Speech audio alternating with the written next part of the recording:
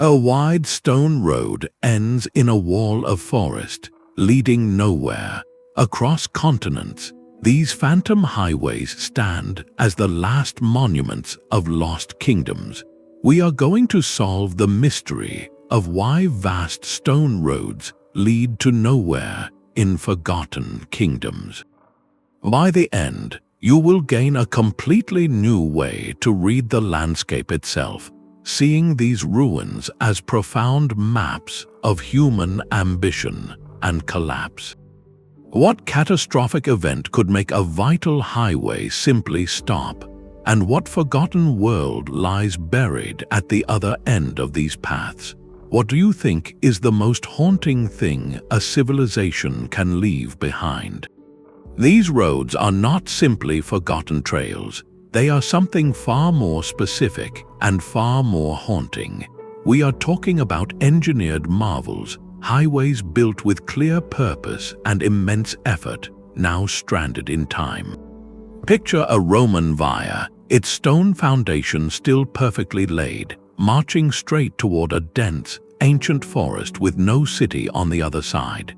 Visualize a medieval causeway, wide enough for a royal procession, ending abruptly at the edge of a swamp that swallowed its destination centuries ago. These are not paths that faded from use, they are monuments that lost their reason for being. The most telling detail is always the terminus, the literal end of the line. It is not a grand gate or a bustling market square. It is wilderness, it is silence, it is an empty field. This is the core of the mystery, the profound disconnect between the staggering ambition of the builders and the utter emptiness they ultimately created. Take, for instance, a specific stretch of Roman road in the English countryside.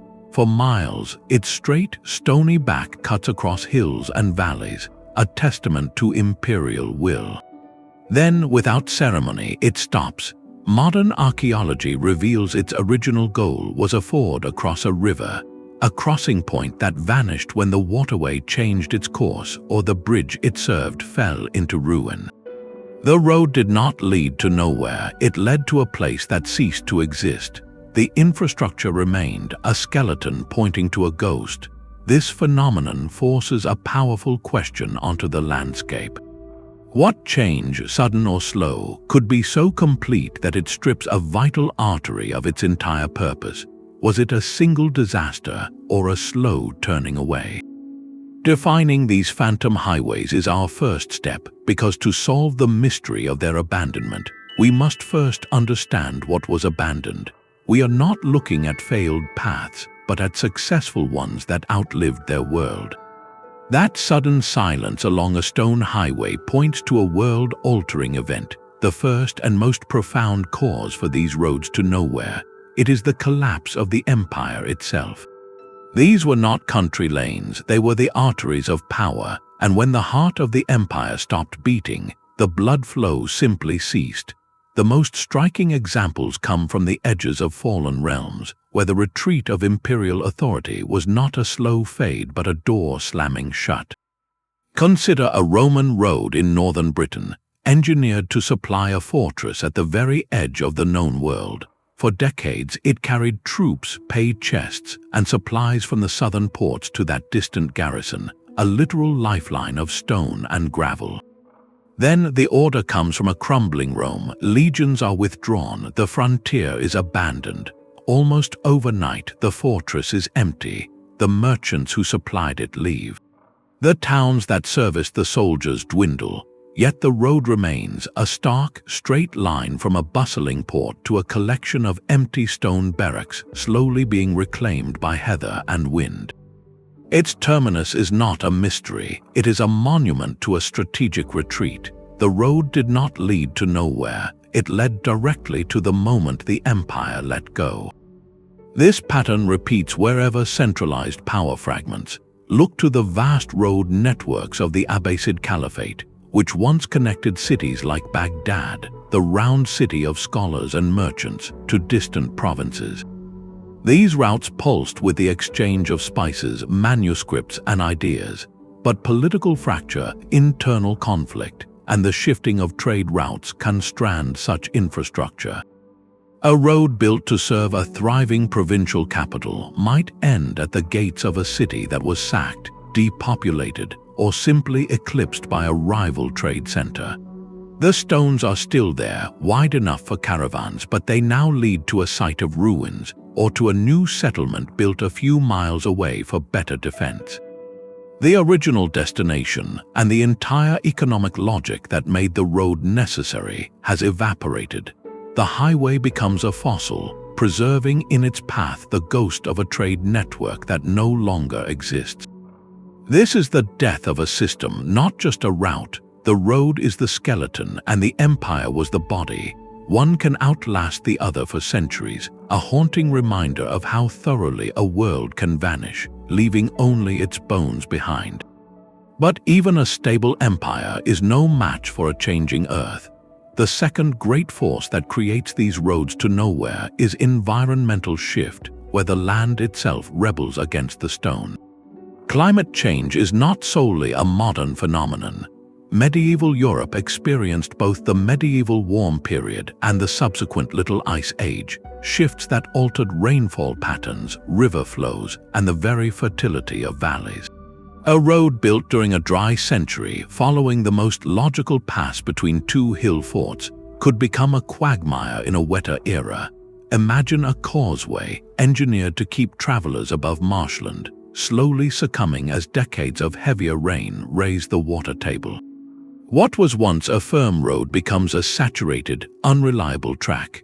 Travelers, merchants, and armies would inevitably abandon it for higher ground, carving a new, more practical path nearby. The original road remains, a submerged skeleton pointing to a landscape that no longer exists. Its function isn't just forgotten, it's physically impossible. This is nature's reclamation, not as a sudden cataclysm, but as a slow, patient rewriting of the rules. The evidence is locked in the earth itself. Scientists studying pollen cores from soil layers along these phantom roads can read a story of ecological transformation. They find a shift from pollen grains of cultivated crops and pasture grasses to spores from wetland reeds, and finally to tree pollen from an encroaching forest. The data reveals a timeline showing how the open, maintained landscape the road served was gradually swallowed by swamp and then woodland. The road didn't lead to a city that fell, it led to a forest that grew. A more dramatic shift comes from the waterways. A river was often the reason for a road's existence, leading to a vital ford or a bustling port. But rivers are not static lines on a map. They meander, they flood, they change course. A thriving medieval port town could be left stranded inland as a river's mouth silted up or its channel jumped during a massive flood. The wide, well-built road that once terminated at a bustling dock would then end at a muddy bank several miles from the new watercourse.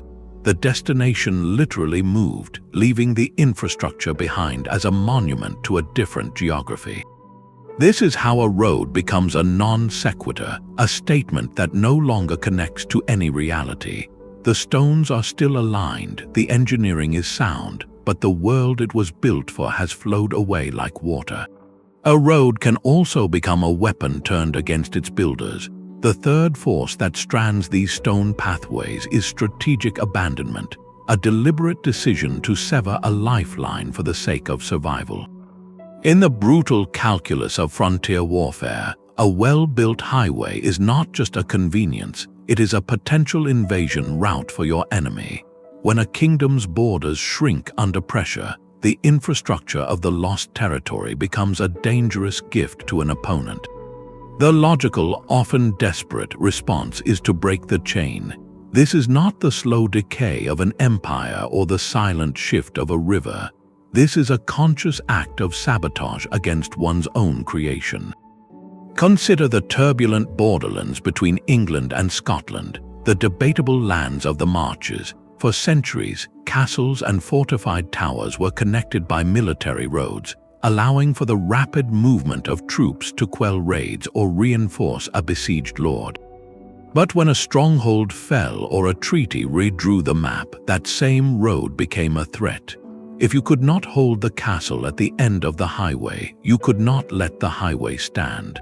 Chronicles tell of retreating forces deliberately breaching bridges, blocking mountain passes with landslides, or digging trenches across the roadbed itself.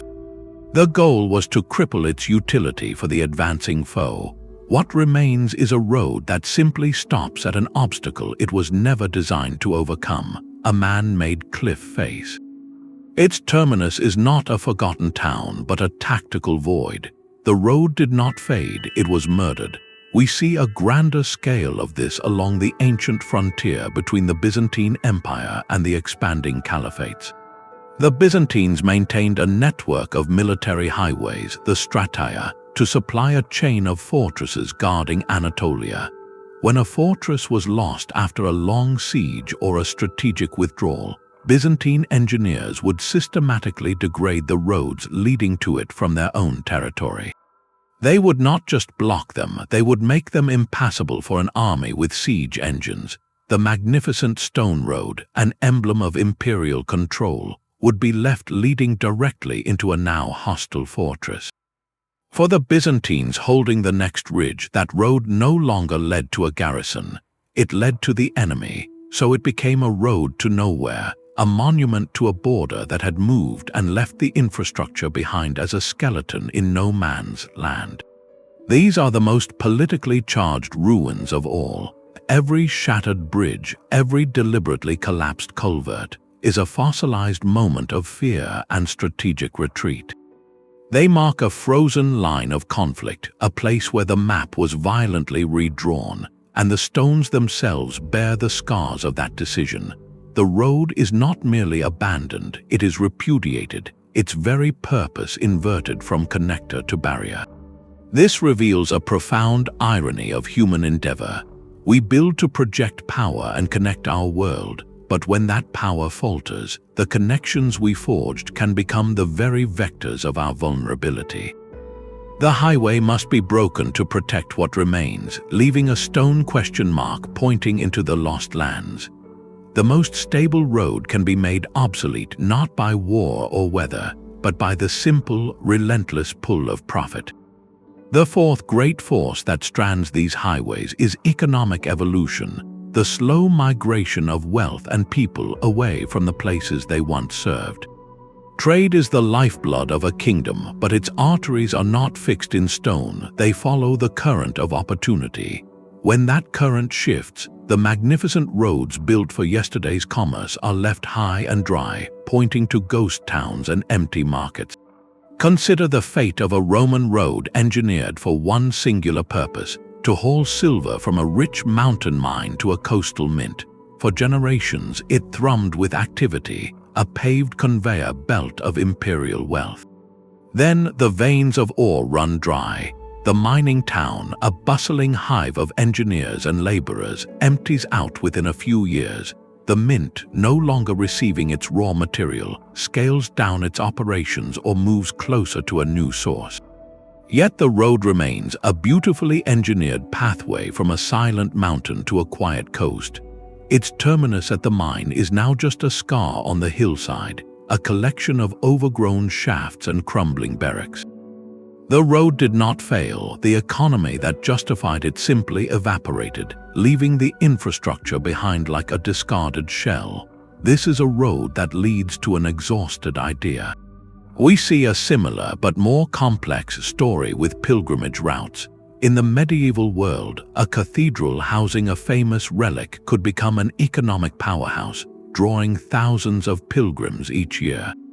Towns would flourish along the approach roads, offering inns, stables, and markets to serve the faithful. Authorities would invest in paving the final stretches, creating a ceremonial way fit for a holy procession. But what happens if that cathedral's influence wanes? Perhaps a rival city acquires a more prestigious relic, or a schism redirects the flow of the devout, or simply, fashion in pilgrimage destinations changes. The economic gravity shifts. The once bustling approach roads see fewer and fewer travelers. The inns close, the towns contract, and maintenance on the stone highway ceases. It becomes a grand avenue leading to a place that, while still physically there, has lost its magnetic pull. The road is a fossil of a former spiritual economy, its wide berth now echoing with the memory of crowds that no longer come. This is the silent power of economic geography. It is a map drawn not in ink, but in the collective decisions of merchants, pilgrims, and miners. A new deep water port opens on a different coast, and suddenly the old overland route from the interior is abandoned for a shorter path to the new docks. A king grants special trading privileges to one city, and the roads to its rivals slowly grass over. The stones themselves cannot adapt, they are a permanent record of a temporary arrangement. So we find these highways ending at the ruins of a customs house that collected no more taxes, or at the overgrown foundation of a warehouse that stored nothing. They are monuments to a truth both simple and profound, that a road is only as alive as the destination it serves.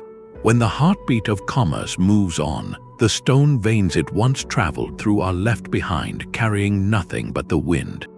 Engineering can be defeated by a better idea.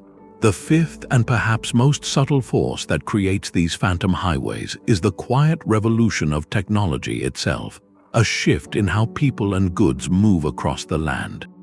Even in an era without engines, the tools of travel evolved, and a road built for one kind of journey could become a relic when a new method took hold. This is not the dramatic collapse of an empire or the violence of strategic retreat, but a slow, inevitable obsolescence where traffic simply finds a better path. Picture that impeccably straight Roman road, its stone slabs fitted with legendary precision, designed for the swift movement of legionaries on foot and light supply carts. For centuries, it served its purpose perfectly, but as medieval economies grew, the nature of trade changed. The light cart gave way to the heavy, ox-drawn wagon, laden with grain, wool, or stone. This new vehicle required a wider berth and a more gentle grade to navigate safely. The narrow, precisely cambered Roman road, while a marvel of its time, could become a bottleneck or a hazard for these broader loads. So, local travelers and merchants, through countless individual decisions, began to use a parallel track, perhaps a slightly older dirt path that was widened and smoothed over time to accommodate the new wagons. This new route, less elegant but more practical, became the main artery. The original Roman road, just a stone's throw away, saw its traffic dwindle to nothing. It was not destroyed, not blocked, not flooded. It was simply made irrelevant by the changing shape of commerce. Its stones, so carefully laid, now lead only to a quieter, older way of life that had moved on. We see a similar story in mountainous regions. An ancient road might follow a river valley, a logical and relatively easy path for people on foot. But with the increased use of sure-footed pack animals like mules, a more direct route over a high mountain pass could become viable. The new trail, while steeper, cut days off the journey. Over generations, the bustling valley road, with its inns and way stations, would fall silent as the economic lifeblood of the region flowed along the higher, harder trail. The old road remains, its bridges still standing over streams, but it now leads to abandoned hamlets and overgrown courtyards. It is a fossil of a specific technological moment, when human feet and simple carts defined the best possible route. The revolution that stranded it was measured in the strength of a mule and the capacity of a wagon. This process reveals a profound truth about human innovation. We build solutions for the problems we have today with the tools we have today, but when those tools change, the solutions can become historical curiosities. The road itself is a snapshot of a forgotten set of constraints and capabilities. Its very width tells you the size of the common cart. Its gradient tells you the limits of animal power. Its turning radius speaks to the needs of the travelers it served. When those needs evolved, the road was left behind, a perfect answer to a question nobody was asking anymore. So we find these parallel paths on the landscape, the old sophisticated one slowly sinking into the turf, and the newer, rougher one still in use just beside it. It is a quiet testament to progress where the monument is not to what was built, but to what was eventually surpassed. The stones do not mark a catastrophe, but a gentle, relentless upgrade. The stones themselves are silent, but we are learning to hear their stories. To solve the mystery of a road to nowhere, we must first find it, often when it has been invisible for centuries. Modern archaeology does not rely on luck or legend. It uses a toolkit that feels almost like a form of time travel, peeling back the layers of earth and vegetation to reveal the ghostly lines of these forgotten highways. The first and perhaps most transformative tool is the view from above. Aerial photography, especially during times of drought, can reveal what the ground is hiding. When the roots of crops growing over a buried stone foundation cannot reach as deep for water, the plants above that foundation become stressed. They turn a different color, creating a faint but distinct line across a field, a phenomenon known as a crop mark. From the air, these lines form perfect geometric patterns, the unmistakable signature of a human-made structure sleeping just beneath the soil. An even more powerful eye in the sky is LiDAR, which stands for light detection and ranging. Mounted on a plane or drone, this technology fires millions of laser pulses at the ground, penetrating thick forest canopies to measure the precise height of the Earth's surface. By digitally stripping away the trees, archaeologists are left with a breathtakingly detailed map of the ground itself. What emerges are the subtle, long-buried humps and dips of an ancient roadbed, the ghostly imprint of a causeway crossing a now dry marsh, or the faint terrace of a road cut into a hillside, all invisible to someone standing in the dense woodland below. LiDAR does not see the stones, it sees the shadow they have left upon the land, the permanent dent in the earth made by human ambition. But once a ghostly line is spotted from the air, the investigation moves to the ground. Here, tools like ground-penetrating radar come into play. This device is pushed like a lawnmower across a field, sending radio waves into the soil and reading the echoes that bounce back. Different materials reflect these waves differently. Loose soil returns one signal, but a compacted layer of gravel or a line of buried stone blocks returns a much stronger one. The result is a sonogram of the earth, a cross-sectional map that can show the precise depth, width, and construction of a road foundation without ever lifting a shovel.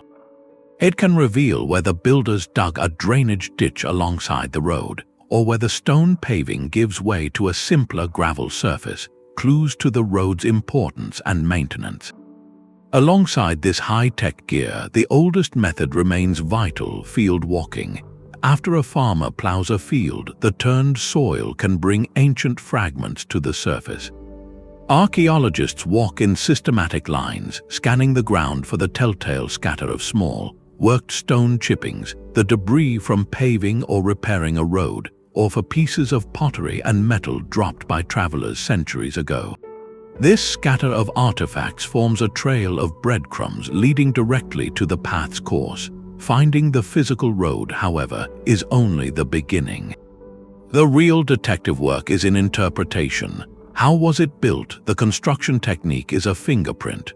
A road built with tightly fitted stone slabs and deep drainage culverts speaks of state power, likely Roman or another centralized empire investing in a permanent military or trade artery.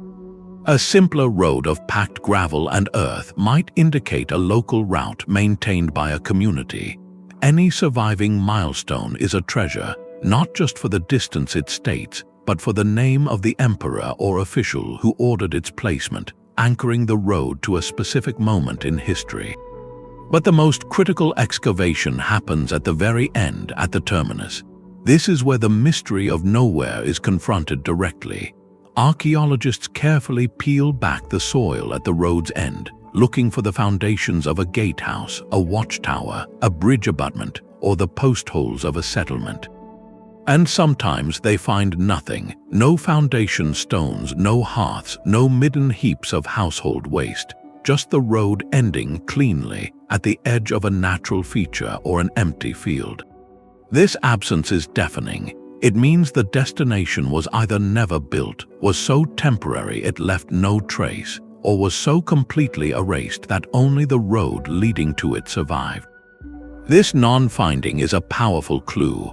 It points to a project abandoned midstream, a settlement that was planned but never realized, or a place that existed for such a brief, fragile moment that all evidence of it has vanished, leaving only the grand highway that promised to lead somewhere important.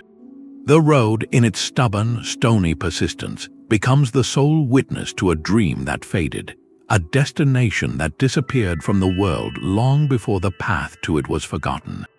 The mist still hangs low over the East Anglian Fens, a vast, flat landscape where water and land have argued for centuries. Here, the theory of environmental shift becomes a tangible, haunting reality underfoot. Medieval communities in this region did not build simple footpaths. They constructed monumental causeways, wide raised roads of timber and stone that snaked for miles across the treacherous wetlands. These were not just routes, they were lifelines connecting island monasteries like Ely to the mainland and threading together villages perched on patches of solid ground. To walk one was to traverse a world apart, a ribbon of human order floating above a watery wilderness. Yet today, many of these impressive structures simply vanish into reed beds or end at the dark edge of a mere, their destinations lost beneath the peat. This is the lost cause of the Fens, a story written in sinking stones and rising water. The builders of these causeways were masters of their environment, using immense resources to defy the marshes. They drove thousands of timber piles into the soft ground, creating a stable foundation. They laid down layers of brushwood for drainage and capped it all with gravel or even stone paving, creating a dry, reliable passage for carts, pilgrims, and traders. For generations, these roads worked. They allowed the great fenland abbeys to flourish, turning isolated islands into centers of wealth and learning. But the environment here is never static. It is a slow, persistent force. Over the centuries, a combination of natural processes began to undo this work. The very act of draining small areas for farming caused the underlying peat to dry out and shrink, lowering the ground level. At the same time, climatic shifts brought periods of increased rainfall and storm surges from the North Sea, pushing higher water levels inland. The delicate balance was broken. The causeways, engineered for a specific water table, found themselves under siege. Sections were slowly submerged, the timbers waterlogged and rotting. Other parts, as the land shrank around them, became precarious ridges, vulnerable to erosion from the newly expanded waterways beside them. Maintenance became a constant, losing battle. A road that once took a day to travel might become a multi-day ordeal of detours and dangerous fords. The economic and social logic that built the road began to fray. Why supply a distant monastery if the journey risks your cargo and your life? Why live in a village that floods every winter? One by one, the communities at the ends of these roads made the difficult decision to leave. They relocated to higher, safer ground, often just a few miles away, but in this flat landscape, a few miles was enough to break a centuries-old connection. What remains are the roads to nowhere. Archaeological surveys using ground-penetrating radar reveal their ghostly outlines continuing straight under modern fields, only to stop at what is now the bank of a wide drainage channel. In other places, a causeway's raised profile is still visible, a grassy bank leading directly into a lake, as if the builders simply ran out of land. The most poignant evidence comes from the silence at the terminus. Excavations where these roads end often find no grand foundation, just the layered evidence of the road's own construction, meeting nothing but natural clay. The destination, a hamlet, a ferry point, a trading post, has been utterly erased, its timber structures dissolved into the acidic peat, leaving only the road as a monument to its former existence. The Fens present a powerful case of engineering meeting its match. This was not a sudden catastrophe, but a slow, inexorable pressure that made a brilliant human solution gradually obsolete. The roads did not fail. The world they were designed for changed shape. They are fossils of a lost geography, of a time when the maps showed more islands and fewer open waterways. Today, they teach a subtle lesson about adaptation. These communities did not vanish, they moved. They changed their lives to survive a changing Earth. The forsaken causeway, therefore, is not just a symbol of defeat but a marker of transition. It points to the place people left behind, a resting place for an older way of life, while the living community continued on elsewhere. The stones sink, but the story of resilience floats upon the very water that claimed them. The Sahara holds a different kind of silence, one born not of water, but of absolute dryness. In this ocean of sand, the roads to nowhere are not drowned, they are erased. For over 1,000 years, the trans-Saharan trade routes were the superhighways of their age, connecting the wealthy empires of West Africa to the ports and markets of North Africa and beyond. These were not paved Roman roads, but cleared pathways through some of the most unforgiving terrain on Earth, marked by stone cairns known as alamat, piled high to guide caravans across featureless plains. They were meticulously maintained by generations of Berber and Tuareg traders, a lifeline for the exchange of gold, salt, ivory, and knowledge. Yet today, many of these vital corridors have vanished, not from a map but from the world itself, swallowed whole by the desert. This is a case study in how an environment does not just change, it actively reclaims, burying the very memory of human passage. The process was a slow, relentless siege. Desertification, the gradual expansion of arid conditions, and the constant march of dune fields meant that a route clear one season could be impassable the next. A caravan trail that had been used for centuries, its path worn smooth by countless camel hooves, could be buried under meters of drifting sand in a single generation of fierce storms. Maintenance was a constant communal effort. If the political stability that protected the caravans fractured, or if the economic incentive for the brutal journey faded, that maintenance would stop. The desert needed no invitation, it simply flowed back in, filling the human-made groove in the landscape as if it had never been there. The road did not simply end at an abandoned town, it dissolved into a wall of sand, its destination now a secret held by the dunes. That destination was often an oasis, a jewel of life in the barren expanse. But oases are fragile things, dependent on ancient underground aquifers. Overuse, a long-term drought, or a shift in the deep water channels could cause a spring to fail. The lush date palm groves would wither, the wells would give only dust. The trading post that thrived there, a bustling hub where caravans rested and goods were bartered, would be abandoned. The road leading to it, however, might remain visible for a while longer, a line pointing faithfully toward the dying palms. Eventually, with no one left to travel it or clear the drifts, the road too would be buried. The route now leads to a ghost of water, a place where life itself was withdrawn. This creates a profound disconnection. The path remains, but its reason for being has literally dried up at the source. The collapse could also begin at the other end, with the collapse of the trade itself. The empires of West Africa, like Ghana and later Mali, built their legendary wealth on the control of gold and salt mines. The northern termini of these routes were Mediterranean ports where this wealth was exchanged for goods from Europe and the Middle East. If that demand shifted, if new sources of gold were found elsewhere, or if naval routes around Africa became more viable, the entire economic foundation of the trans-Saharan journey could crumble. When the caravans stopped coming, the intricate network of way stations, guides, and protective agreements that made the journey possible simply unraveled.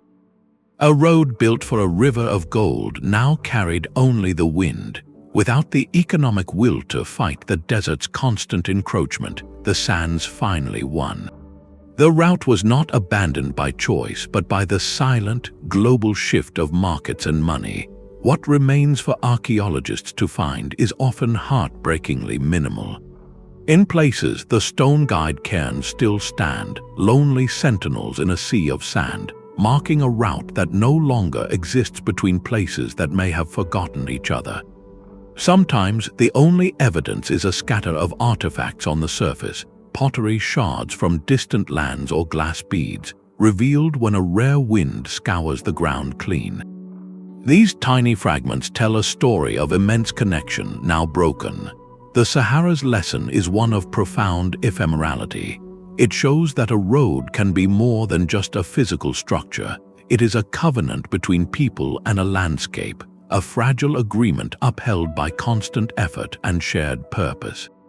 When that purpose vanishes, the landscape does not politely forget, it actively consumes. The desert does not preserve ruins like a forest or a field. It grinds them down to dust and scatters them. The roads here lead to a double nowhere, a geographic point that has been erased and a memory that has been buried. They remind us that some paths are kept open not by stone, but by story, and when the story ends, the desert writes its own ending in sand. A road was never just a line on the ground. For the medieval mind, it was a story written in stone and dirt, a narrative of where you came from, where you were going, and who you were under the eyes of heaven. To walk a road was to participate in a profound metaphor. Life itself was understood as a pilgrimage, a perilous journey from the earthly city toward the heavenly Jerusalem. Every crossroads held the ghost of a moral choice. Every difficult pass mirrored a spiritual trial. This symbolic weight transformed the very landscape. A well-maintained highway, straight and true, reflected the righteousness and stability of the king who ordered it built. It was a physical manifestation of good governance, a sign that the realm was in harmony with divine order. Conversely, a broken, overgrown road was more than an inconvenience. It was a potent symbol of error, decay, and abandonment. It whispered that the path laid out by earthly authority might lead not to salvation, but to a wilderness of the soul. This cultural lens makes the phantom highways we have explored far more unsettling. They were not merely abandoned, they became theological and political omens. Consider the magnificent world maps of the era, like the Hereford Mappa Mundi. These were not practical guides for travel, they were diagrams of Christian cosmology. Jerusalem sits at the very center of the world, and roads, rivers, and even strange creatures all point toward or away from this spiritual heart. Every pathway in this view had a destined end point in the divine scheme. So what then did it mean when a grand, stone-paved road, one clearly built with royal or ecclesiastical purpose, ended not at a cathedral or a castle, but in a trackless forest or a stagnant fen? To a medieval traveler or a local villager, this would have been deeply disquieting. It was a rupture in the symbolic order. The road was a promise from the past, a statement that this way led somewhere important, somewhere sanctioned by God and King. To find it leading nowhere was to witness a broken promise. It could be interpreted as a sign that the faith which inspired it had faltered, or that the kingdom which built it had lost heaven's favor. The decay of the road was not simple neglect, it was evidence. This perception would have actively reinforced the road's abandonment. A place seen as symbolically cursed, as a site of divine displeasure, would be avoided. Stories would grow, telling of strange lights, of travelers who vanished, of a feeling of profound unease upon that lonely stretch. What began as a practical problem, a flooded causeway or a deserted mine, would evolve into a cultural memory of a place that was simply wrong. The road itself, through its very emptiness, generated its own folklore of warning. This transforms our understanding of these sites. They are not just engineering projects that failed. they are landscapes that accumulated a kind of psychic weight. The stones carried the intention of their builders, and when that intention was thwarted by history, the stones seemed to hold the echo of that failure. A local population might continue to use a parallel dirt track for generations, actively steering clear of the older, better-built road simply because it felt like a place out of sync with the world. The road to nowhere became, in the truest sense, a road not taken, its physical obstruction now compounded by a powerful cultural taboo. This symbolic layer is the final piece of the mystery. It explains why some of these roads were not just forgotten, but were deliberately shunned and left to the elements. Their decay was both a cause and a symptom of a deeper narrative collapse. They stand as monuments to a time when the path under your feet was a map of your place in the cosmos, and to find that map leading into a void was to confront a terrifying possibility that the world itself might have lost its way. Faith could build a highway as surely as any king. Across medieval Europe, the most enduring roads were often those trodden by pilgrims, paths worn smooth by hope and penance, leading to a sacred destination that promised redemption. The road to Santiago de Compostela in Spain is the most famous, a sprawling network of arteries converging on a single, holy point. For centuries, these routes hummed with life, a moving tapestry of the devout. But what happens when the sanctity of the destination itself is called into question, when the relic is challenged, the saint forgotten, or the church itself destroyed? The spiritual highway is severed at its source, and the bustling infrastructure of belief is left stranded in silence. This is the Vanishing Sanctuary, a unique kind of road to nowhere where the journey's end is not a ruined city, but a discredited idea. Consider the fate of a local pilgrimage site, one that never achieved the fame of Compostela but was vital to its region. A small monastery might claim to hold a vial of a martyr's blood or a fragment of the true cross. If the local bishop endorsed the relic, a cult would flourish. The community would invest heavily, paving the final miles of approach, building hostels for travelers, and erecting wayside chapels where pilgrims could offer prayers. The road became a ceremonial stage, its very stones sanctified by the footsteps of the faithful. But the foundation of this entire economy was fragile, resting on authenticity and church approval.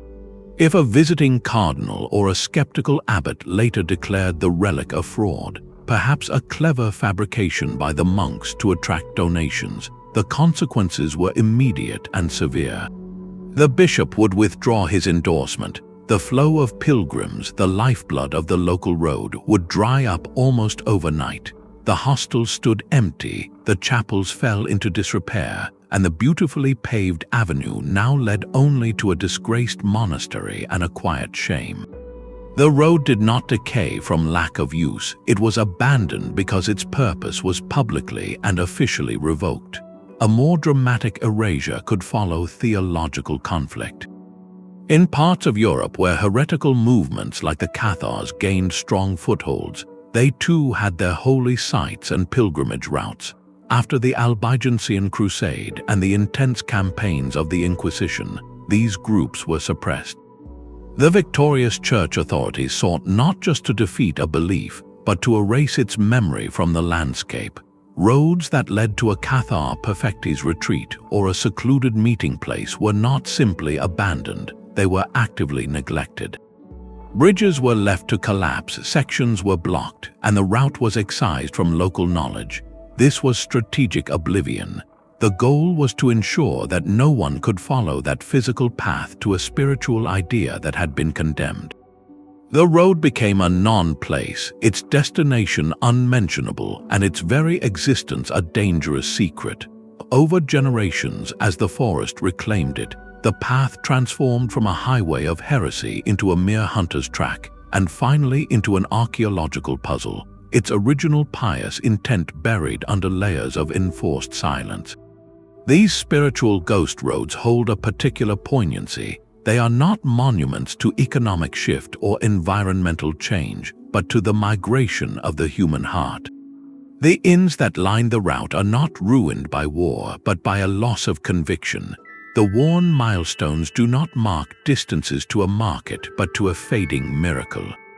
When you stand on such a road today, you are standing in a corridor of expired hope. The stones themselves seem to ask a quiet question, echoing the footsteps that once believed they were walking toward grace. This reveals the profound power of intangible forces.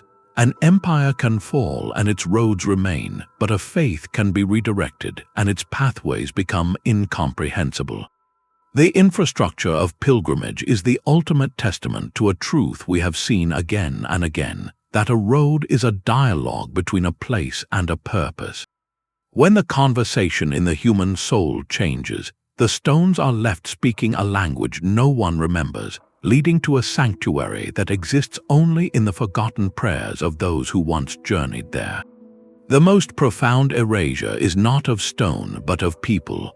A catastrophe of unimaginable scale swept across 14th century Europe, one that did not topple empires through war or shift rivers through climate, but emptied the landscape itself. The outbreak, often called the Black Death, reshaped the continent in a matter of years, and its impact on the road network was both total and terrifyingly simple.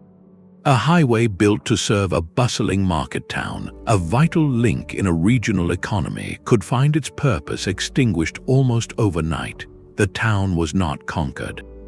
It was not moved. Its people were lost to a swift and devastating illness. What remained were empty houses, silent streets, and a road that now led only to absence.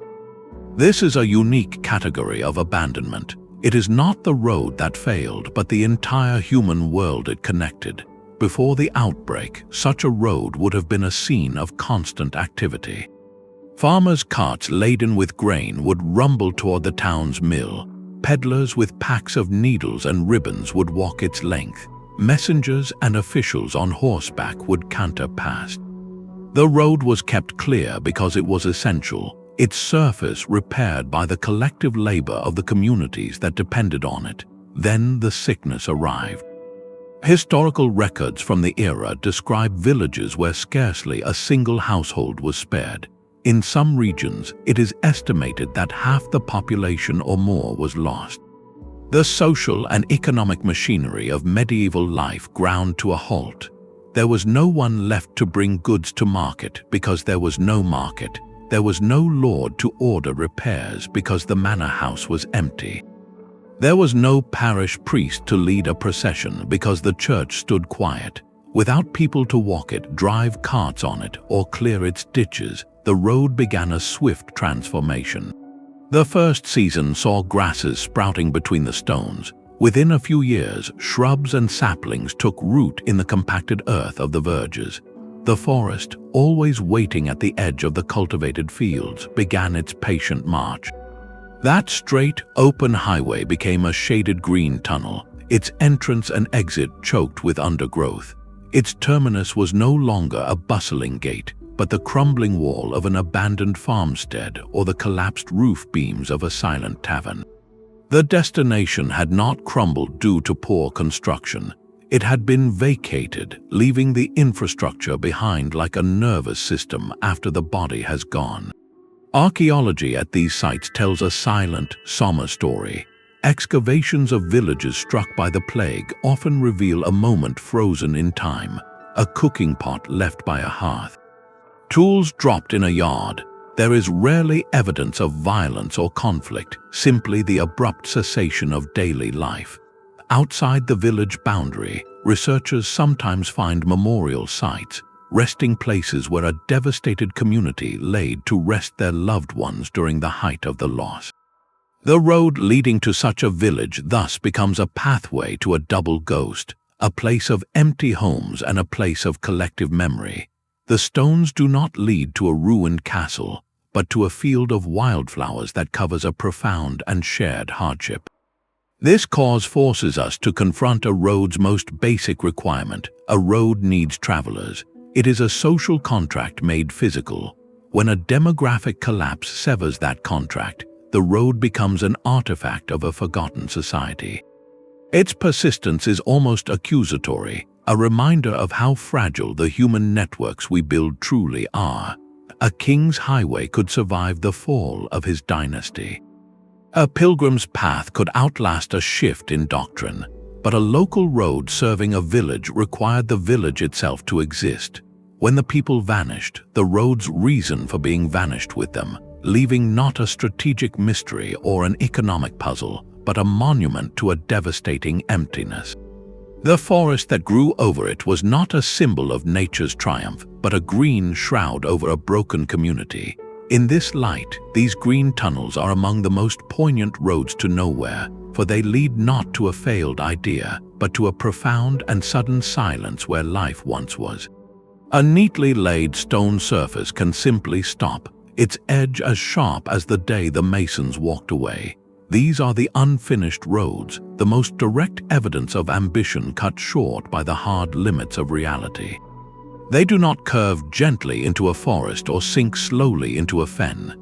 They end abruptly, often in the middle of an empty field or at the lip of a stone quarry, as if the world itself ran out of material. These are not monuments to decay, but to interruption, frozen moments where a king's grand decree met an immovable obstacle, death, bankruptcy, or war. The story they tell is not of a destination lost, but of a destination never reached, a future that remained forever on the drawing board. Consider a medieval monarch, flush with victory, who dreams of a new capital city, a shining testament to his dynasty. He orders a royal highway, wide and straight, to connect his building site to a major river port, ensuring his city's future wealth. Thousands of laborers are conscripted, quarries are opened, and a magnificent stone road begins to march across the countryside. Then a rival kingdom invades a distant border province. The treasury is emptied to fund soldiers and siege engines. The king's attention, and more critically his gold, is pulled away from his pet project. An order goes out to the roadmasters, the work stops. The laborers who are housed in temporary camps along the route pack their few belongings and disperse. The half-cut stones are left stacked by the roadside. The carefully dug foundation ditches begin to fill with rainwater and leaves. The road extends perhaps halfway to its intended port, a proud beginning with no conclusion. It becomes a local track for farmers, its grand width an absurd luxury for a cow path, a permanent reminder of a plan that outran its resources. For archaeologists, these sites are like opening a book to a page torn in half. The evidence is strikingly clear and poignant. At the literal end of the road, they might find the construction camp itself, the hearths of the workers' huts still visible, along with scattered tools, a broken shovel blade, or a discarded stone maul. There could be piles of unused cobblestones still waiting to be set, or a line of perfectly placed foundation stones that simply cease. Unlike a road leading to a vanished town, there is no settlement to excavate at the end, no pottery, no hearths, no graves. There is only the ghost of labor, the silent testimony of a project that was, and then suddenly was not. This gap between decree and reality is where history feels most human. A royal chronicle might proudly announce the commencement of a great work, a highway to unite the realm. But the dirt-streaked foreman on the ground knew the truth, the dwindling food supplies for the workers, the carts that stopped arriving with fresh stone, the whispered news from court that the king was ill. The unfinished road is his story too. It is the story of logistics, of weather, of morale, of all the fragile, human links in a chain of command that can snap under pressure. These frozen pathways are perhaps the most philosophical of all the roads to nowhere. They do not speak of forgetting, but of dreaming. They are a physical manifestation of the word could have been. Every traveler who later used its truncated length was walking on a king's unfinished thought, a corridor that leads the mind not to a place, but to a question.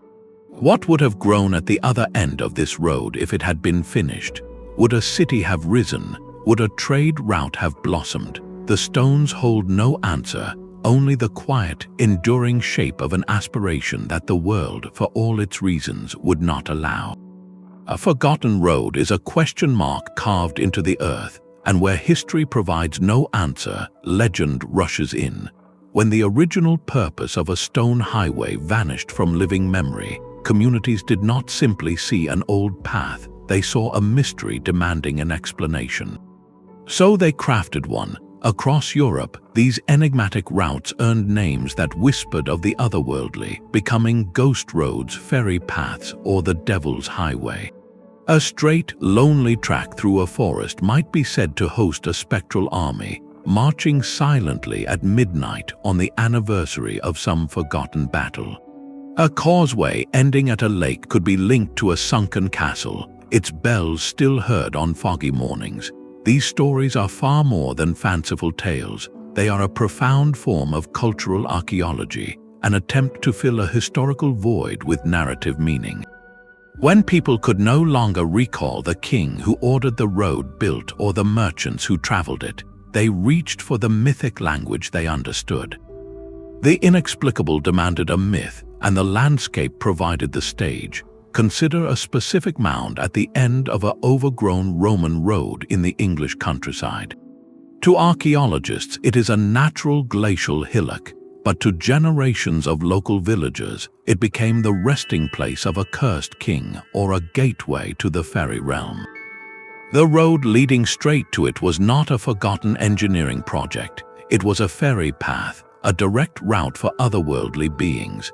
To build a house or even plant a tree across such a path was to invite misfortune, a belief that actively preserved the road's open, unused corridor for centuries. This folklore served a very practical purpose. It was a warning system. By attributing the road's strange presence and eerie silence to supernatural forces, the stories effectively said, "Stay away." They protected people from very real dangers, like unstable ground near an old causeway or the legal trouble of trespassing on old feudal land, by wrapping those dangers in a cloak of supernatural dread. The tale was the teacher and the road was its permanent classroom. This transformation from history to mythology is a powerful layer of human engagement with the past. The legends are not random, they often contain a grain of distorted truth, a cultural memory refracted through the lens of time. A story about a ghostly legion marching down a road might stem from a parent's vague recollection that Romans once used it, their image of soldiers morphing into phantoms over generations. A tale of a devil building a road in a single night often attaches to feats of engineering that seemed impossibly grand to later, less technically advanced societies. How else could such straightness, such endurance, be explained except by diabolical pact? The folklore becomes a testament to the awe the original builders inspired, even after their names were lost. In this way, the Phantom Highway accrues a second life. It is no longer just a road to a deserted mine or a depopulated village. It becomes a road to a story. Its stones are walked not by travelers, but by the echoes of narratives invented to explain them. This mythological layer is itself a historical artifact, showing how each generation grapples with the monuments left by the last. The physical mystery of the road's abandonment is never solved, but it is comfortably housed within a framework of local belief, giving the emptiness a name, a reason, and a set of rules. The landscape becomes a palimpsest where the original Roman surveyor's line is overwritten by the medieval peasant's fear of fairies, which is then overwritten by our modern curiosity about both. The road leads nowhere, but the stories it spawned lead everywhere, into the very heart of how we seek to understand the silent gaps in our world.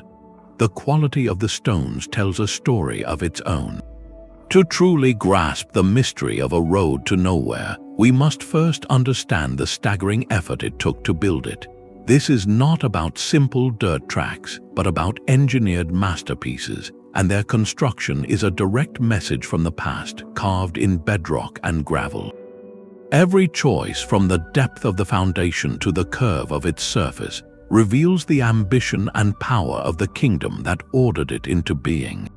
A shallow, poorly drained path suggests a local trail built by a community for its own needs, but a road built to last speaks of a state, an entity with the will and the means to reshape the very land. Look at the anatomy of a great imperial road.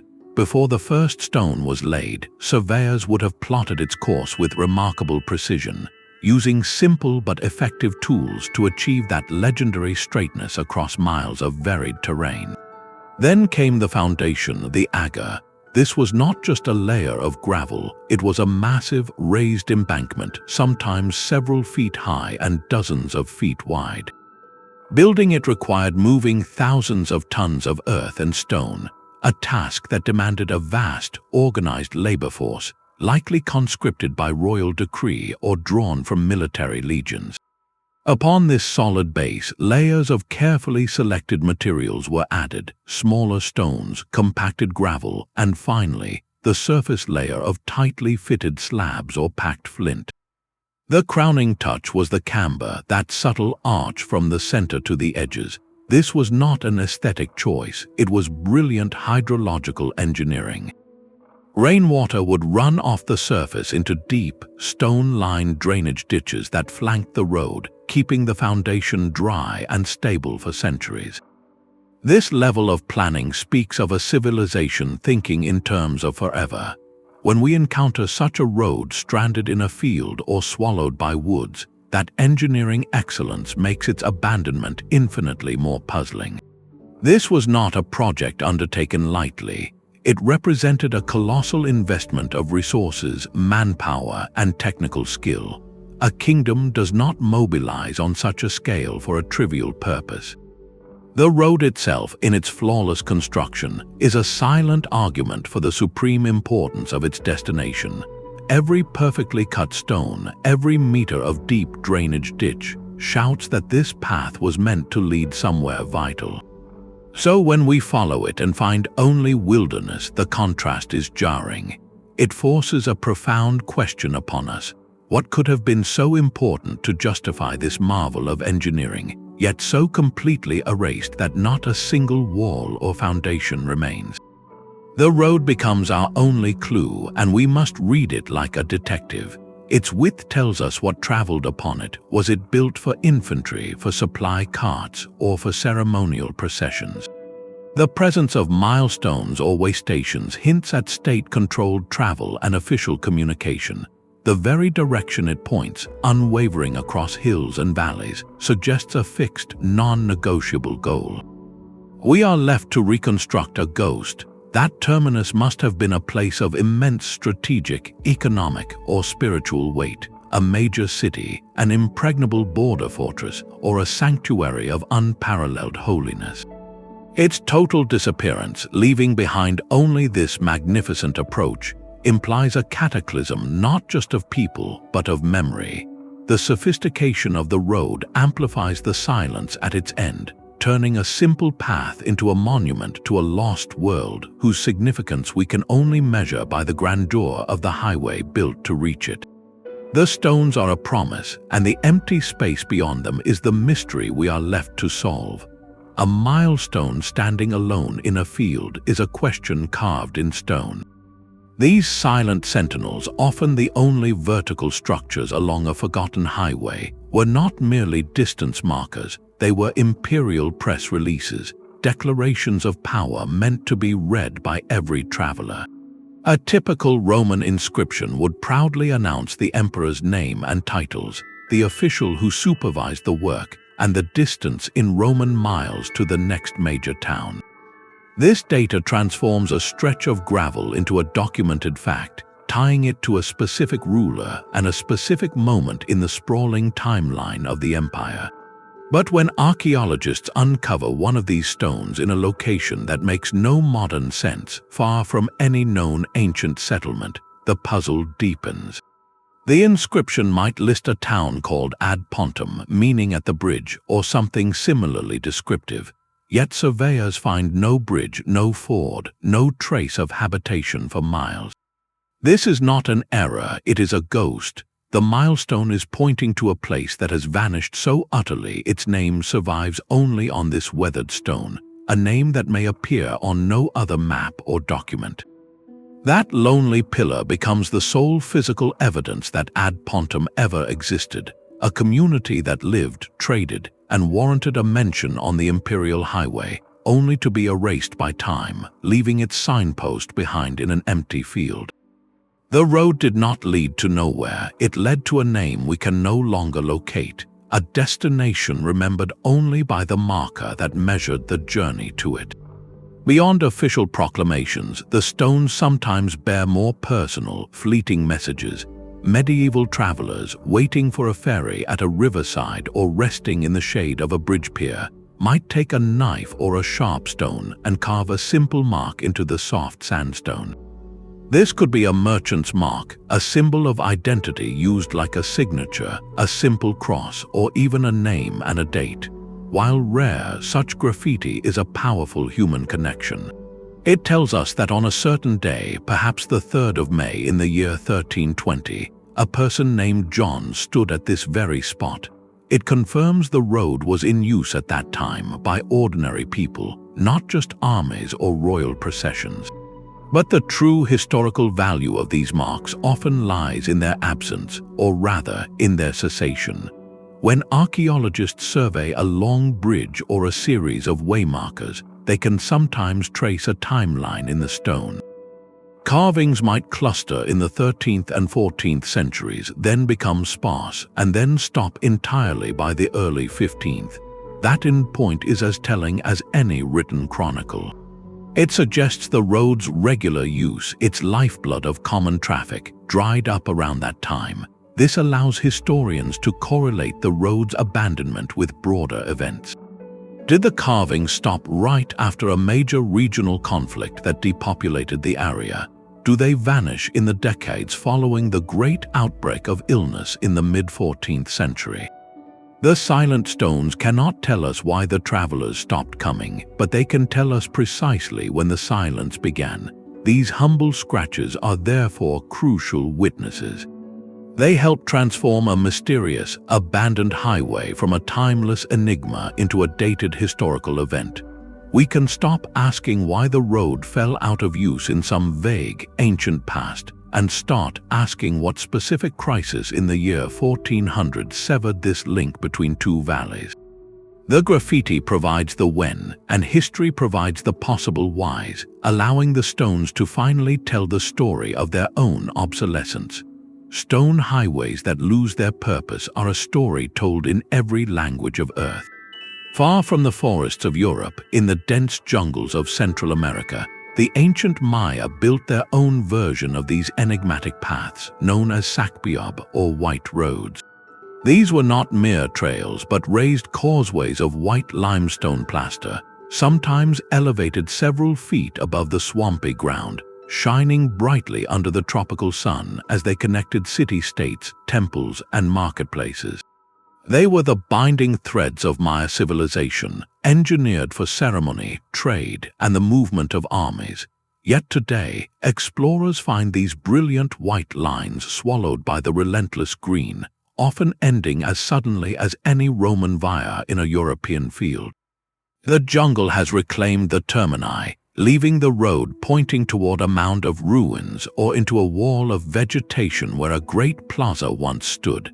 The causes whisper familiar themes: warfare between rival city-states that made a route unsafe, the ritual abandonment of a ceremonial center deemed ill-omened, or the gradual depopulation and collapse of an entire urban network.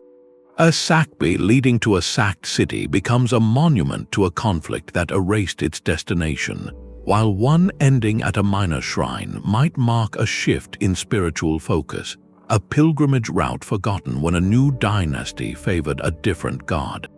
The stones in the jungle ask the same silent question as the stones in the fen. What happened to the world that made this necessary? Across the world, in the vast deserts and mountain passes of Asia, the legendary Silk Road presents a different scale of abandonment. This was not a single road, but a sprawling web of overland routes connecting empires from China to the Mediterranean. For centuries, it pulsed with an exchange of goods, ideas, and cultures that shaped history. But entire stretches of this network were left to the desert winds, not by a single cataclysm, but by the slow, powerful currents of geopolitics and technology.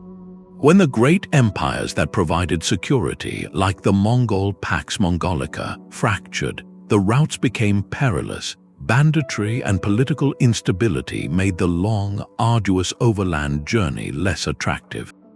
At the same time, advancements in shipbuilding and navigation made maritime routes around South Asia increasingly viable and safer for bulk goods like porcelain and spices.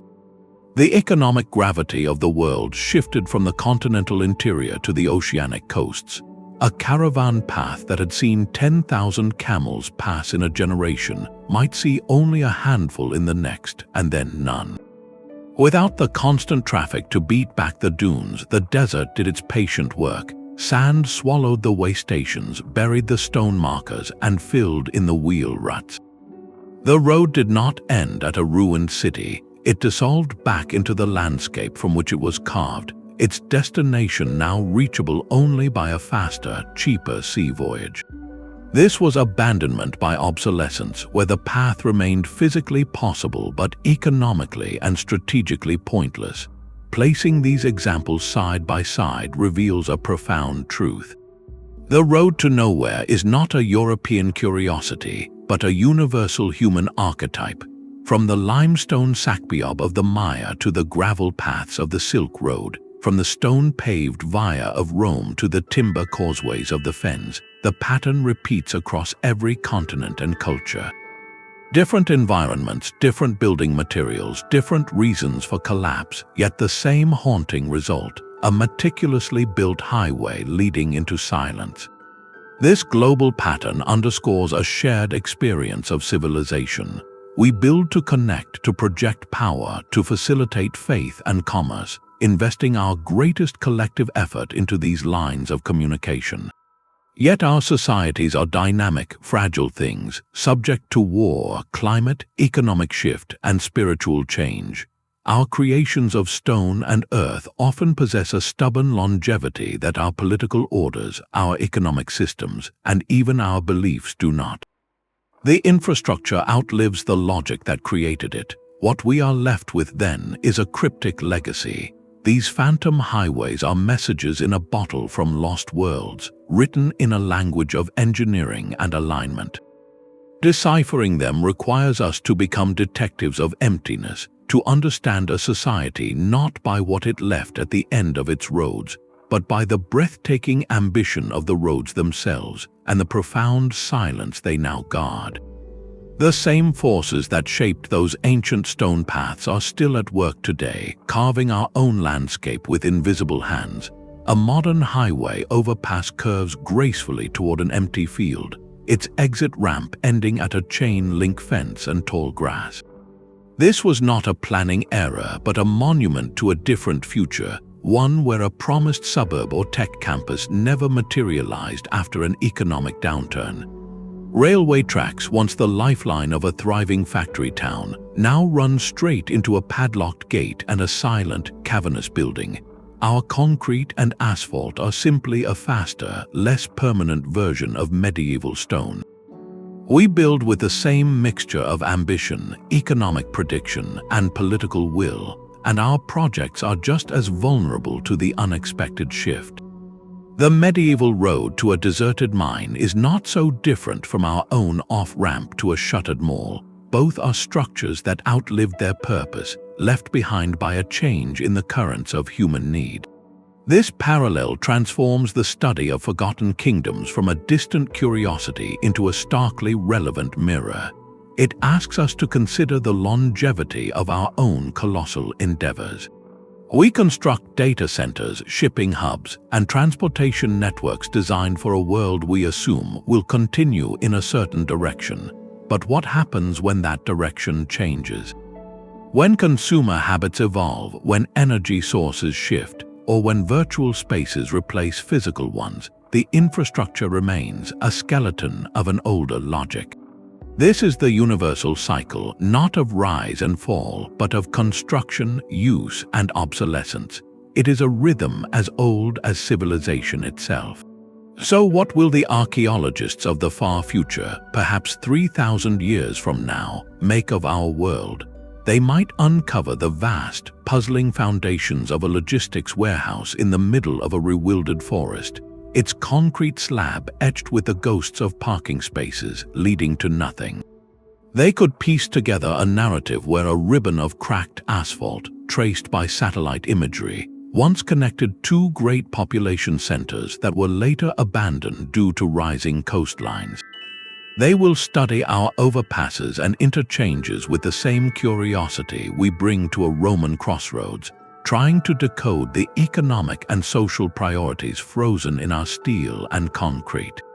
They will see our roads to nowhere, and they will understand that we, too, lived in a world of fragile certainties. This realization does not diminish the medieval story, it deepens it. It connects us across the centuries in a shared human experience. We are not so different from the surveyor laying out a sacred causeway to a monastery, or the engineer plotting a royal highway to a new capital. We share the same hope that what we build will endure, and we are subject to the same tides of history that can render the most brilliant engineering strangely silent. The stones of the past ask a question of our present, not about forgotten kings, but about the lasting meaning of our own footprints on the earth. The silence left by a vanished kingdom is never truly empty. An abandoned road is not a dead thing, it is a stage waiting for a new performance to begin. From the moment the last cart passes and the final stone mason walks away, a quiet but relentless transformation starts.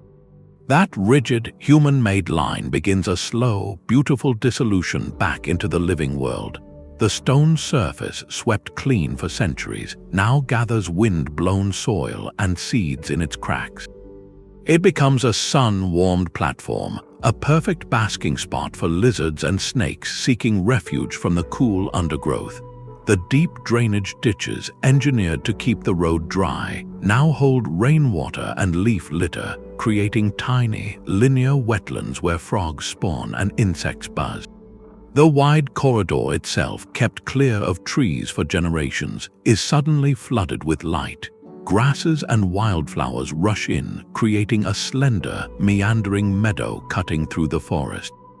This ribbon of open space becomes a highway for a different kind of traveler, deer grazing on the fresh growth, butterflies following the path of sunlight, and foxes using the clear lane as a stealthy route through their territory. This process, often called rewilding, is a peaceful and profound reclamation.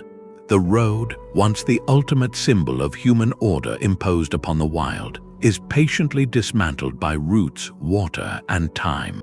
Its stones do not vanish, they are incorporated. They become part of a badger's den, a warm ledge for mosses and lichens, or the border of a new stream formed in its old ditch. This ecological story is the gentle counterpoint to the often turbulent human history that created the road in the first place. Where we see the end of a journey, nature sees the beginning of a habitat. This transformation speaks to a deep resilience in the landscape itself. It shows that our most permanent-seeming artifacts are not separate from nature, but temporary arrangements within it.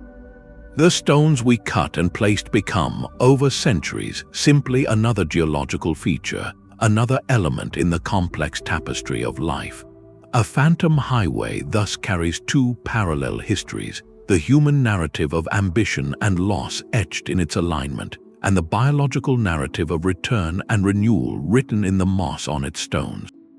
To walk such a path today is to witness a dialogue between these two stories, to see how the world patiently weaves our forgotten intentions back into the fabric of the living earth.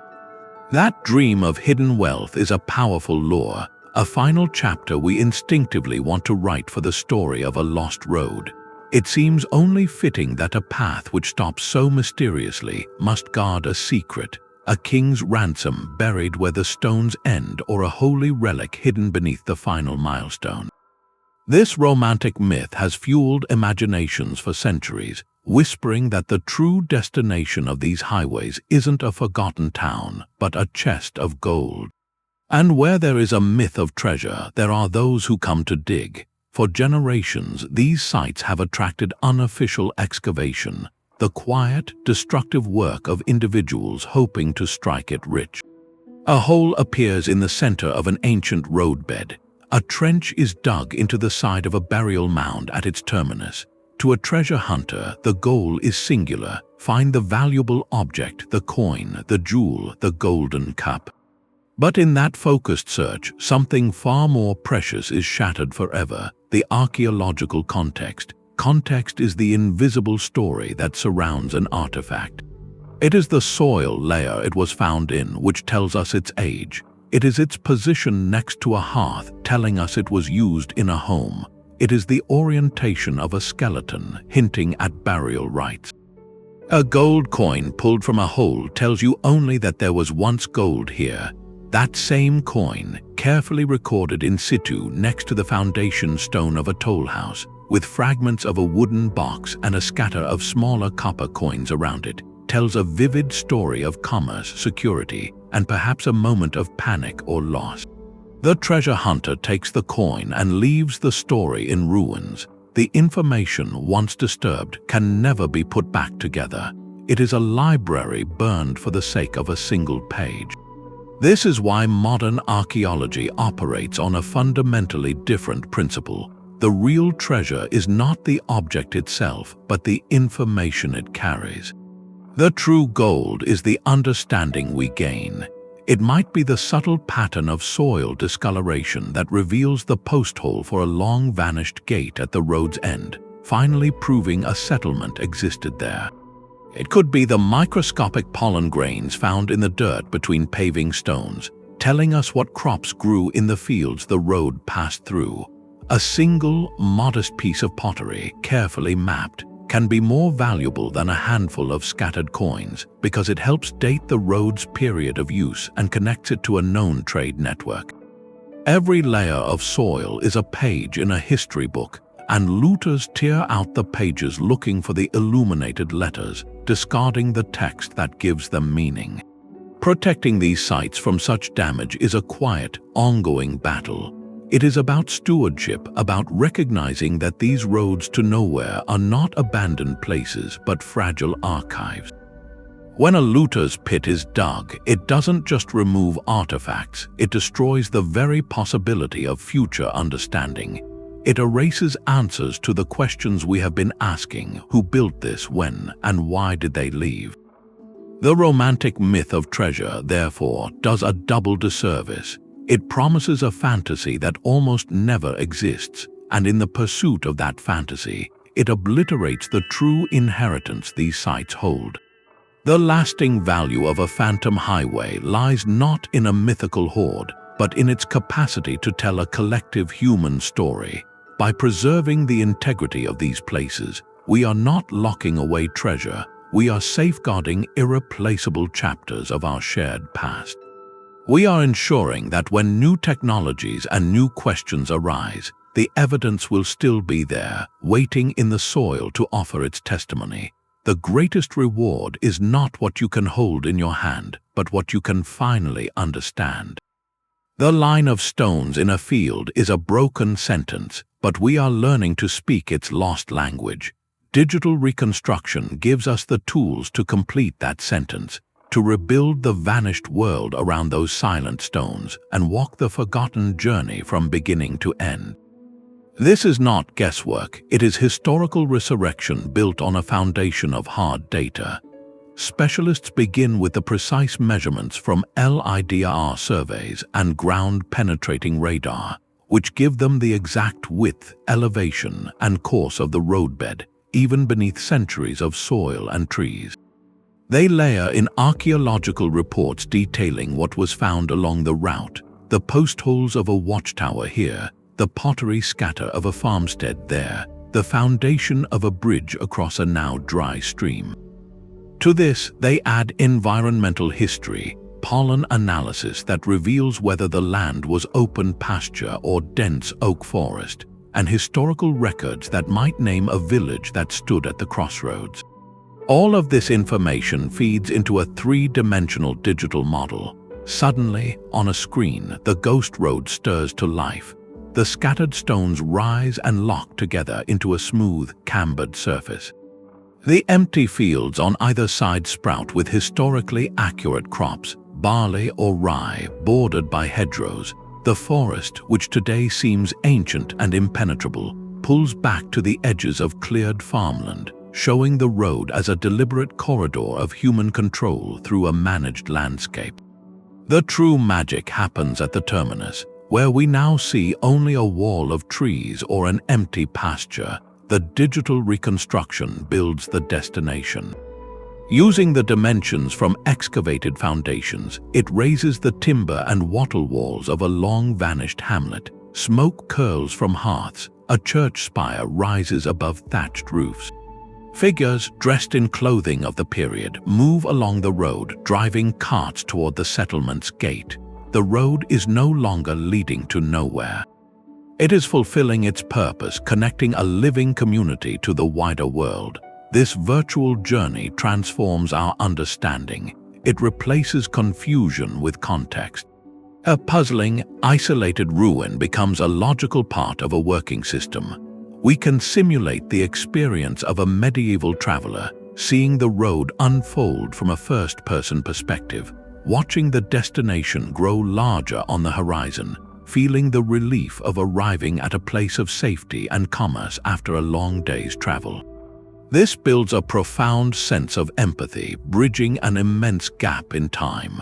We are not just looking at a relic, we are momentarily inhabiting the world that created it. We see the road not as a failure, but as a success, bustling with the life it was designed to carry. This makes its subsequent abandonment all the more powerful and poignant. The digital model allows us to toggle between past and present, to see the vibrant corridor fade into the green silence we recognize today. That stark contrast makes the mystery tangible.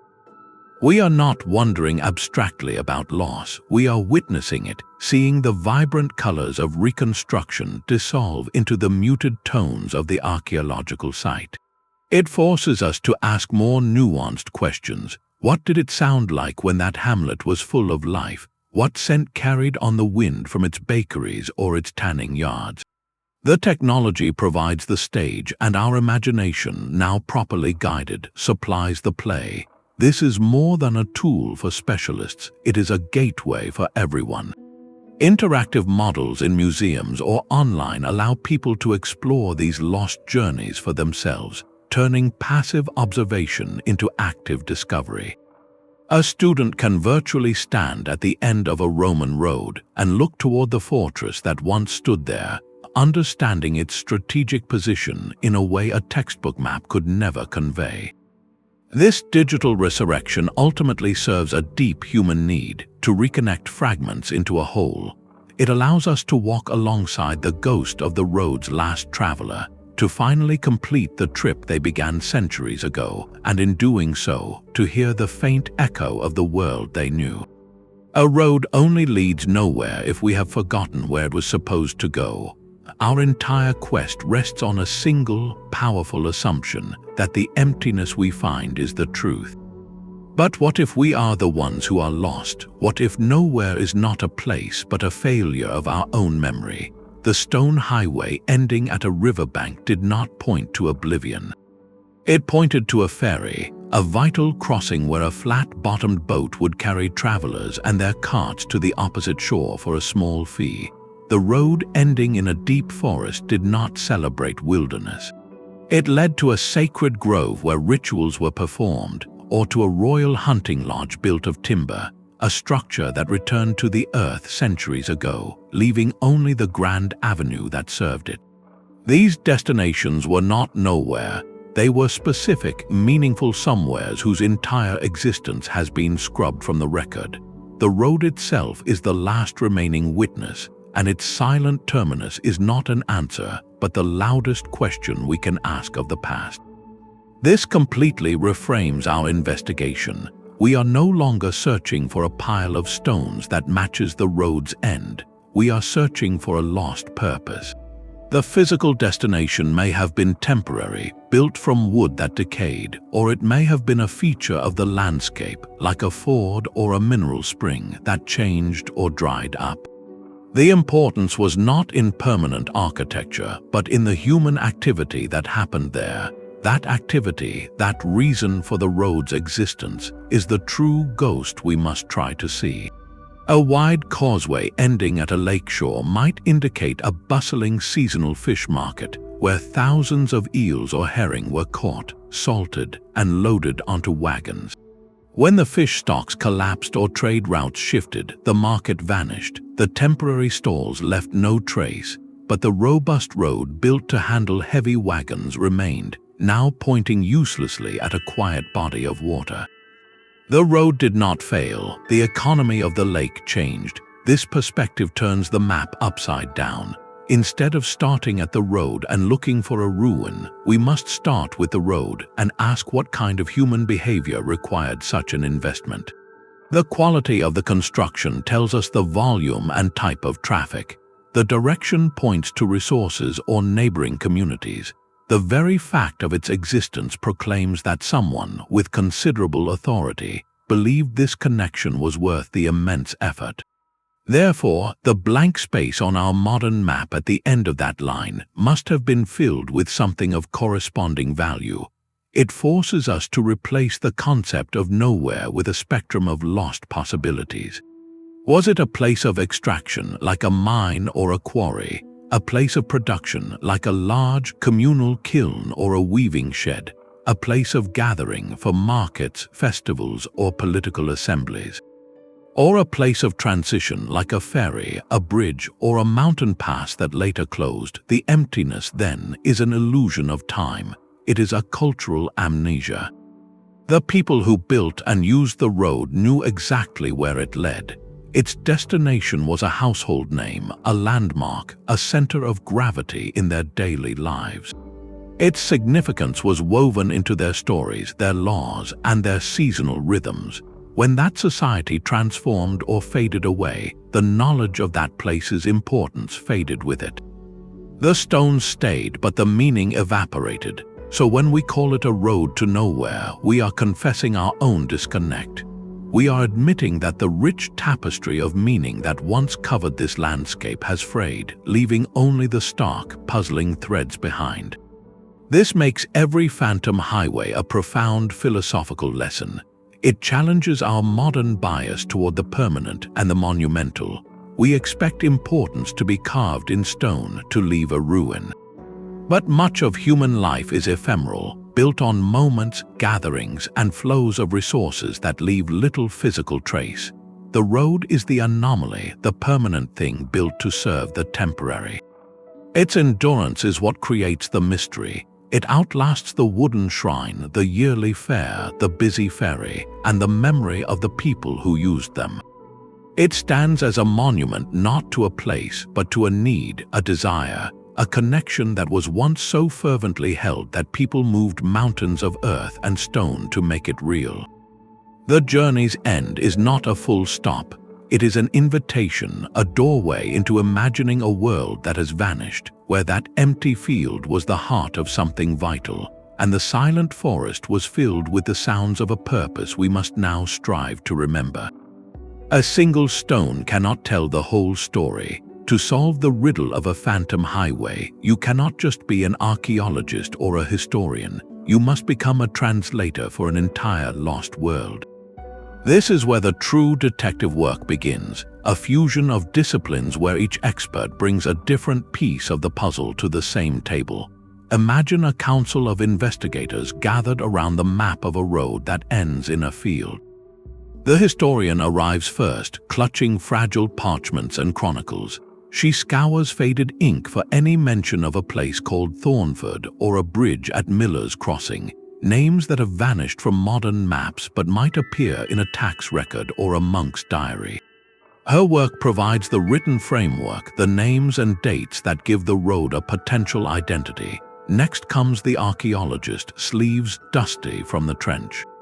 He lays out fragments found at the terminus, a piece of medieval pottery, a rusted iron horseshoe nail, the dark stain in the soil that marks a post hole. His evidence is physical, the things people touched and used, proving human activity where now there is only grass. Then the geologist speaks, holding a core sample of earth taken from the road's drainage ditch. She points to the layers of silt and gravel, explaining how a period of intense rainfall 800 years ago would have flooded this valley, making the road impassable for a generation. The botanist adds a slide under a microscope, showing pollen grains preserved in a nearby peat bog. The mix of tree pollen, cereal grains, and weeds tells a story of a landscape that shifted from open farmland to damp woodland, a change that would have made the road's destination less viable. Finally, the folklorist shares a recording from a local elder, a tale passed down about the old stone path and the will-o', the wisps said to dance where it ends, a story that holds the echo of a community's long memory of this place as strange and set apart. Alone, each of these clues is a fragment. The historian's document might be a clerical error. The archaeologist's posthole could be from a shepherd's temporary shelter. The geologist's flood might have been local, the folklorist's story could be pure fancy, but when these threads are woven together, something remarkable happens.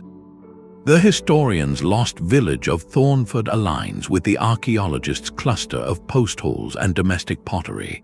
The geologist's major flood event coincides with the botanist's evidence of agricultural abandonment and the encroachment of marsh plants. The folklorist's tale of dangerous lights at the end of the path makes cultural sense for a place that became a treacherous, waterlogged no-man's land. The interdisciplinary synthesis does not just add details, it creates a web of mutual reinforcement. Each strand supports and clarifies the others, transforming speculation into a plausible, multi-layered narrative. This collaborative approach is the gold standard of modern inquiry, turning a pile of stones into a rich tapestry of cause and effect. We move from asking what happened to understanding how it happened.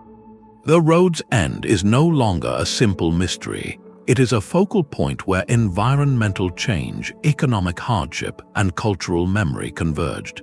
A community struggled against a changing climate, faced repeated flooding that ruined their fields and their access route, and eventually made the difficult decision to relocate.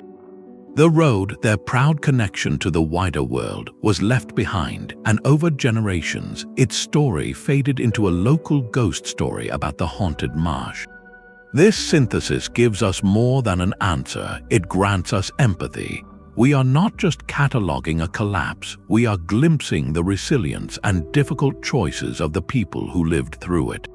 The road to nowhere becomes a powerful lens, focusing the scattered light of many fields of study into a single, illuminating beam on the past. The stones have finally stopped speaking, but their silence echoes with everything we have learned. Our journey down these phantom highways has carried us across continents and centuries, from the misty fens of England to the sun-bleached sands of the Sahara, following paths that end in forests, swamps, and empty air. We have witnessed the collapse of empires that turned military supply lines into meaningless lines on a map. We have felt the slow, patient pressure of a changing climate that drowned causeways and sprouted forests where towns once stood. We have seen economies shift like desert dunes, leaving trade routes buried and forgotten, and watched as faith moved on, stranding the sacred avenues built to serve it. These roads to nowhere are not engineering failures or navigational errors. They are something far more significant, profound historical documents written in earth and stone. Each one is a fossilized moment of human ambition meeting the immutable forces of change. They teach us, above all, about fragility. The mightiest kingdom, with the power to mobilize thousands and reshape the very landscape, could vanish, leaving only its straight, proud roads as tombstones. They show us the dynamism of our world, where rivers change course, coasts erode, and forests advance, patiently undoing the most permanent-seeming human plans. And they whisper of time's relentless passage, which turns bustling, vital corridors into quiet green tunnels and enigmatic puzzles. These silent pathways are a humbling reminder.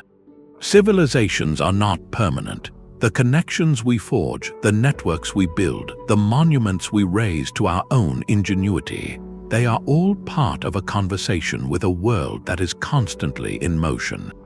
Our greatest works, from data centers to shipping lanes, may one day become the cryptic ruins for a future generation to ponder.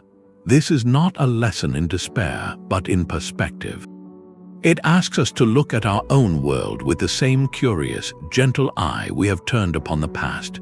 The next time you walk an old, overgrown track at the edge of a field, or drive past a modern overpass that seems to lead only to weeds, pause for a moment. Look down that forgotten line. You are not looking at a dead end. You are looking at a road to a forgotten kingdom, a story suspended in time, waiting patiently for someone to remember, to reconnect the stones with the world that made them necessary. If tracing these echoes of lost worlds has captivated you, I invite you to subscribe for more journeys into the hidden layers of history. Let me know in the comments below, which forgotten kingdom or mysterious ruin should we explore together